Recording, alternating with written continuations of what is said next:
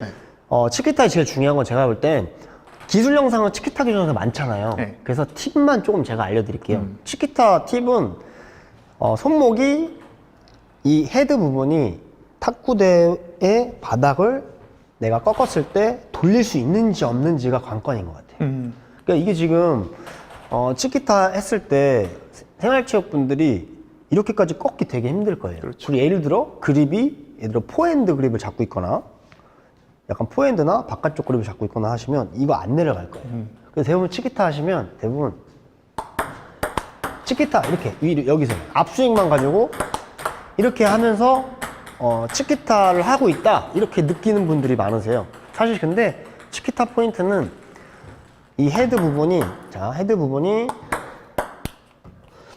이 헤드 부분이 탁구대 쪽에 이제 일자로 딱 나와 있을 정도가 돼야 힘을 받을 수 있다 라고 생각이 들어요. 그럼 힘이 조금 더 나죠.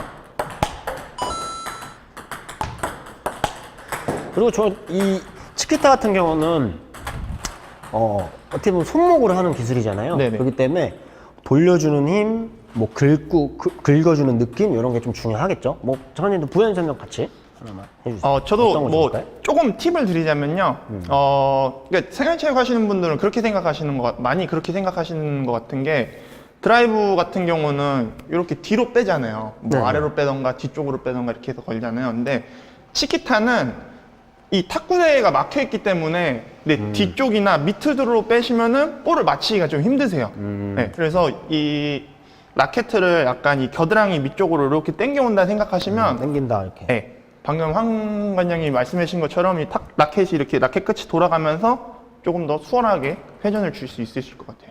네. 뭐 어차피 치키타는 회전 주는 게 뭐 제일 중요하죠. 그렇죠. 그래서 뭐 우선 라켓 떨어뜨리신 다음에 공에 한 7시 정도 부분 맞춘다고 생각하시면 되죠. 네. 오른손잡이 기준으로 공에 약간 네. 약간 공에 7시 정도를 친다. 느낌을 7시 정도. 약간 옆을 친다. 옆을 약간 좀 7시 정도 치고 돌린다. 그래서 이 하실 때 7시 정도 쳐주시면서 이 손목이 돌아가면서 라켓을 잡아주는 힘도 굉장히 중요할 거예요. 그렇죠. 라켓 잡아주는 힘이 없다면 약간 처지겠죠. 그래서 마지막 팔로 때까지 끝까지 라켓을 잡아준다 라고 생각하시면 될 것 같아요. 다시 이런 식으로. 장관님도 한번 시범 한번 보여주시죠.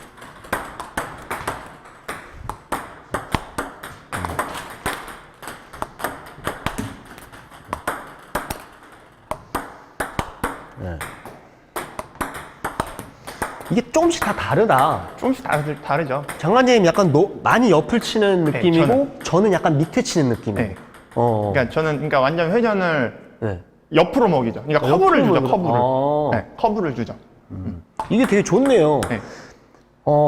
이 설명을 하면서 뭐가 100% 맞다 안 맞다 이런 거보다 개개인마다 조금씩 맞추는 부위라든지 이런 게 조금씩 다를 수가 있으시니까 약간 옆으로 맞추시는구나. 다르네 약간. 전 한번 줘보세요. 전 약간 밑에 맞추려고 하거든요. 네, 그런 느낌. 이렇게. 아무튼 여기 정리를 하고 들어가겠습니다.